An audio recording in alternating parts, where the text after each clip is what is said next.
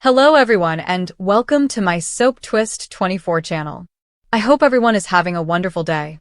Before we begin, please hit the subscribe button and give this video a thumbs up. The Bold and the Beautiful, BNB, recap for Thursday, September 18th, shows that Bill Spencer, Don Diamant, persuaded Luna Nozawa, Lisa Yamada, to end her pregnancy and free Will Spencer, Crew Morrow. Luna stayed overjoyed at Lee Finnegan's, Naomi Matsuda, apartment after the positive pregnancy test result, but Lee, Will, Bill, and Katie Logan, Heather Tom, were doubtful because Luna had previously fabricated test results. Luna said she was as surprised as they were and declared that it was incredible, but Bill hauled her out despite her protests. Instead of taking Luna to the police, Bill took her to the Spencer estate and texted Katie to inform her. Will hoped Luna was simply attempting to scam him, but he was concerned about Electra Forrester's, Linnea Grace, reaction to all of the Luna drama he'd have to deal with. Regardless of how distraught Electra would be, Will realized he needed to tell her about his night with Luna. Electra was perplexed in the Forrester design office because she hadn't heard from Will in quite some time. Electra also told Hope Logan, Annika Noel, that she was pleased she didn't sleep with Will the night of the party since they ended up having a fantastic first time together. On Thursday's BNB episode, Hope was pleased for Electra, who had never felt so secure with a guy before. Adiel Giordino, Sheila Sharp, Kimberlyn Brown, was disturbed as she recalled scenes with Luna's Will preoccupation. Deacon Sharp, Sean Cannon, noticed Sheila was distracted and suspected she was thinking about Hayes Finnegan, Brian David Garlick, so Sheila replied she was thinking about her grandchild, though she clearly meant Luna. Lee eventually arrived and chatted with Sheila alone, so Sheila was surprised to find Luna had left now that Bill had shown there with Katie and Will. Bill maintained pretending Luna was operating a scam at the Spencer mansion, but she refused to change her positive pregnancy test result. Bill questioned why he should accept whatever Luna said, and he struggled to believe she was actually carrying Will's baby. However, Luna was adamant that this pregnancy was genuine, so Bill encouraged her to prove her love for Will by freeing him and having an abortion. According to the Bold and the Beautiful spoilers, Luna will continue to cause problems for the Spencers, so keep an eye out for any additional worrisome developments. The Bold and the Beautiful, BNB, spoilers for Friday, September 19th show that Luna Nozawa, Lisa Yamada, will respond to Bill Spencer's, Don Diamant, abortion demand, while Electra Forrester's, Linnea Grace, plot is derailed. Bill has been working at the Spencer home to get to the bottom of the Luna pregnancy scenario, and he is still concerned that it is a fraud. However, Luna persuaded Bill that she was actually pregnant with Will Spencer's, Crew Morrow, child, so Bill encouraged her to prove her love for Will by freeing him and having an abortion. Luna's reaction to Friday's BNB episode will most likely be outrage. Because this kid is all Luna has been yearning for, she may refuse to abort the pregnancy, infuriating Bill even more. It's feasible that Bill will try to hammer out a deal with Luna in which she agrees to disappear to a tropical island if the abortion takes place. Bill will explain that terminating the pregnancy is Luna's only opportunity to avoid incarceration, but Luna may call his bluff. Luna may insist on keeping the baby and taking chances with what happens next. Luna may believe that because Bill returned her to the Spencer estate rather than transporting her to jail, this indicates something. Luna might predict that if she keeps her baby, Bill will eventually protect his unborn grandchild and avoid returning her to prison, where she could risk bodily harm. Will grapple with what comes next. Will knows it's time to keep Electra updated on what's going on, but he doesn't want to disclose everything and destroy her world. Electra will plan a romantic night and tell Eric Forrester, John McCook, how fantastic Will is. Will watch Electra prepare for another evening of passion and look forward to delivering Will the unique necklace she crafted for him. Unfortunately, Will's confession could jeopardize Electra's plans and leave her reeling. Electra may be on the verge of discovering Luna's existence and her claim to be pregnant after pouncing on a drunk Will in bed. The Bold and the Beautiful spoilers indicate that Electra will receive some unexpected news in the near future, so stay tuned. Luna never imagined that the sound of her own name could be so heavy. She had always admired it, soft, round, and radiant like the moon, It symbolized serene beauty. But the way Bill said it that morning was sharp, almost piercing, as if he intended to take it away from her completely. She sat at the edge of their bed, her hands clutched tightly on her lap, her gaze down to the ground since looking up would mean confronting his expression again. She was unsure whether she could. The night before had also been weighty, but in a different way.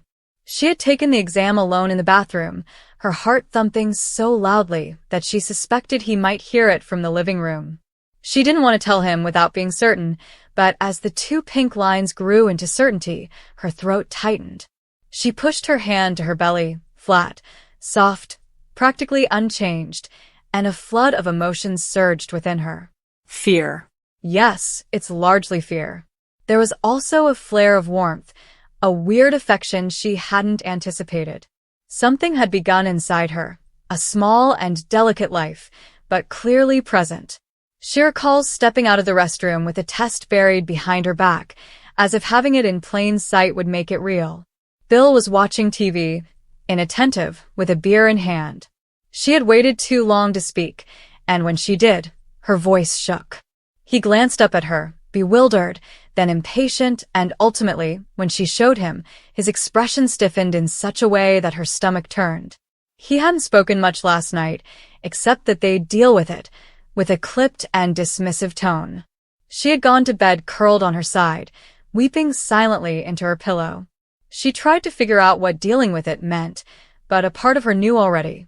She understood Bill didn't want a child right now or ever. He preferred a simple, regular life that was free of burdens.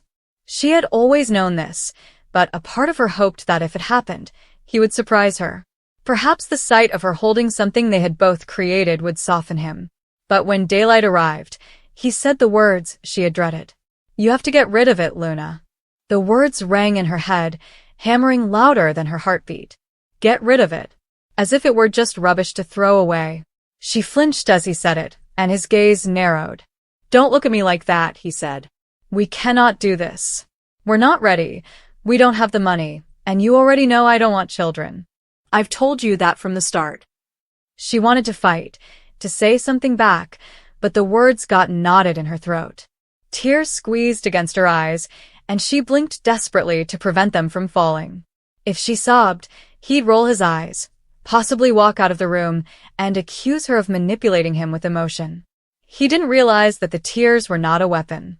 When her voice went, she was left with only them.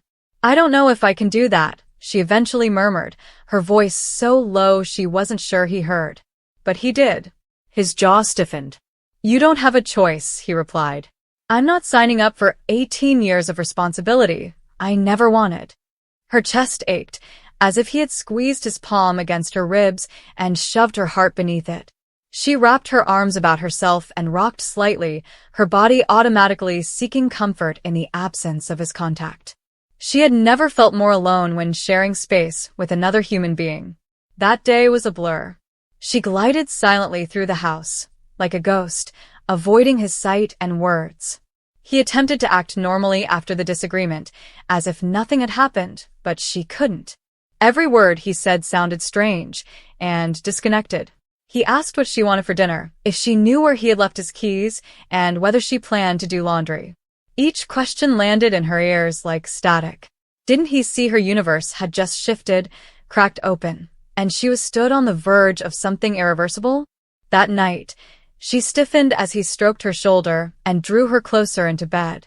His hand lingered, waiting, but she remained motionless, rigid and frigid.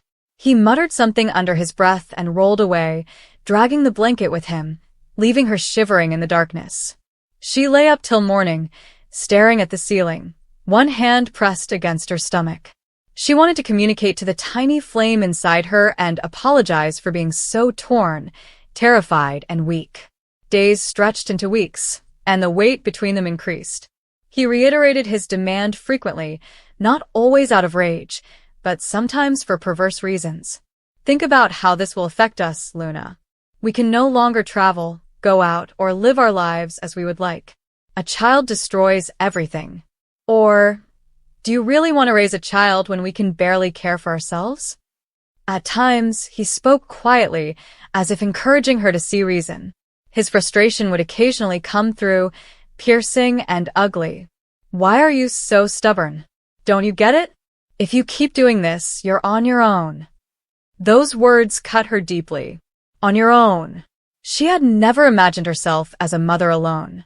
She wasn't that strong, or so she believed. She wanted and needed him, and the thought of being abandoned made her stomach churn with fear.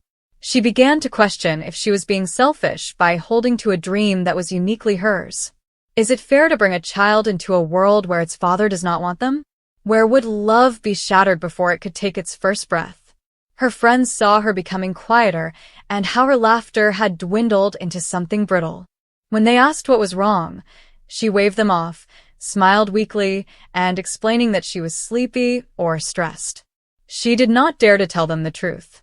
Shame pressed heavily on her. Shame that she had chosen a man who saw life as a burden, shame that she felt helpless, and shame that she couldn't make a clear decision. Every night, she lay awake, stuck between two impossible choices. The clinic brochure was hidden in the drawer of her bedside table, handed to her by Bill after he discovered her crying again. He dropped it in front of her with a sigh. "Just read it, Luna. It'll help you see why this is the best decision." She had pushed it away, but occasionally, late at night, she drew it out and glanced at the phrases, the clean, sterile English that promised it would be straightforward, quick, and safe. The words made her stomach turn. Nothing about this made her feel safe. One rainy afternoon, she went for a walk alone, the streets slick and gleaming, the air wet with the smell of dirt. She strolled aimlessly, her hands jammed in her pockets, her head spinning. She landed up in a park, which was vacant save for a mother carrying a stroller beneath a tree. The baby cooed, extending out little fists toward the dripping branches. Luna froze, watching them from afar, her throat clenching. The mother bent down and smiled, her face warm with affection. Luna wanted to cry, scream, and run. Instead, she sat on a seat, palms pressed to her eyes. She wasn't sure if she was mourning something she hadn't lost yet, or if she was afraid of what she could yet have. When she arrived home, Bill was waiting with a sour frown. "We need to set up an appointment," he said. "You're running out of time." Her knees sagged. She leaned against the wall and stared at him, her lips dry. The words she intended to say became tangled in silence. She wanted to tell him no, that she couldn't, that something deep within her refused. But she also wanted to tell him she was terrified, that she needed him to embrace her and comfort her that whatever they did would be okay. But his eyes were steely and unrelenting. He had already decided. There was no we. What followed was the longest night of her life. She lay awake, peering out the window and listening to the rain tap against the glass. She apologized to the life within her, gushing forth like prayers. She wasn't sure what she was apologizing for, her hesitancy, her fear, the fact that she hadn't found the strength to preserve it, or the possibility that she might. She wept quietly, grasping her tummy and rocking herself back and forth, till tiredness drew her down. When the day came, Bill took her to the clinic. The automobile ride was silent, and the air was dense with unspoken words. She looked out the window, watching the world blur by. People walked dogs, carried groceries, and went about their daily lives while hers fell apart. At the clinic, her hands trembled so much that she couldn't hold the pen to sign the forms. Bill stood alongside her, demeanor blank, hand deep in his pocket. He did not touch her. He didn't say anything. She wanted to run. Every cell in her body told her to run. But she stayed. She walked when they shouted her name. She sat in the frigid room. She closed her eyes. She attempted to disappear. After it was all over, she felt hollow. Not only physically, but the pain in her body was real, intense, and raw. But go deeper. She felt a void in her soul, like if something important had been removed. Bill drove her home, and the silence was awful. She sat snuggled up against the window, her face turned away. He reached for the radio, switched it on, and hummed along nonchalantly, as if they were just running errands. She wanted to shout at him and tell him how much she despised him, but the words never came out of her mouth. They were entangled in the anguish in her throat and disintegrated. The days that followed blurred. She passed past them like a shadow, numb and heavy. Bill appeared relieved and lighter, as if a weight had been lifted. He continued to make jokes, suggested going out, and pretended that everything was back to normal. But Luna could not find her way back. Every time she looked at him, she saw not her lover, but the man who had pushed her into this corner and dismissed life as a nuisance. Her chest ached with suppressed wrath as well as deep anguish that made it difficult to breathe. She started going on lengthy walks alone, sometimes for hours, and didn't care where she went. She stopped responding to messages from pals. She stopped smiling. Nights were the worst.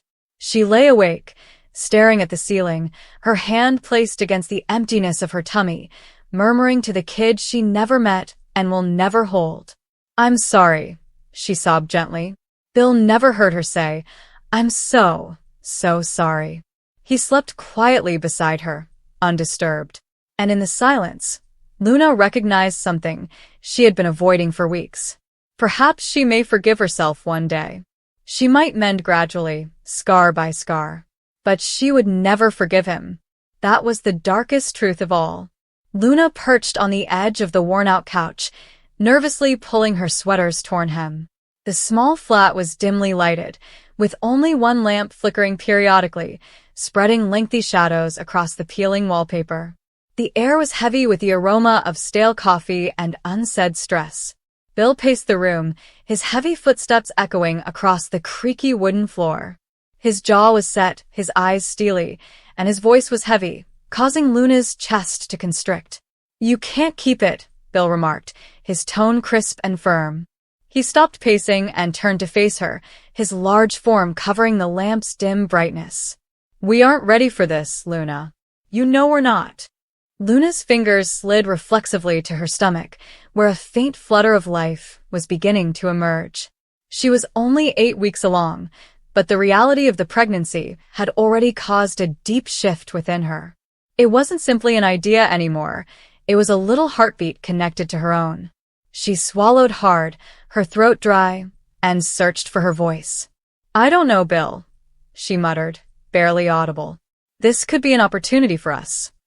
Something good. Something to cling on to." Bill's laugh was caustic, piercing through the silence like a knife. "Something good? Luna, look around you. We are just squeaking by. This apartment is crumbling apart. I'm working extra shifts in the garage, and you're barely making the minimum pay at the diner. A baby? That's not a chance, it's a chain." Luna flinched, her eyes aching with unshed tears. She wanted to fight, to tell him that she thought they could make it work, and that love could be sufficient.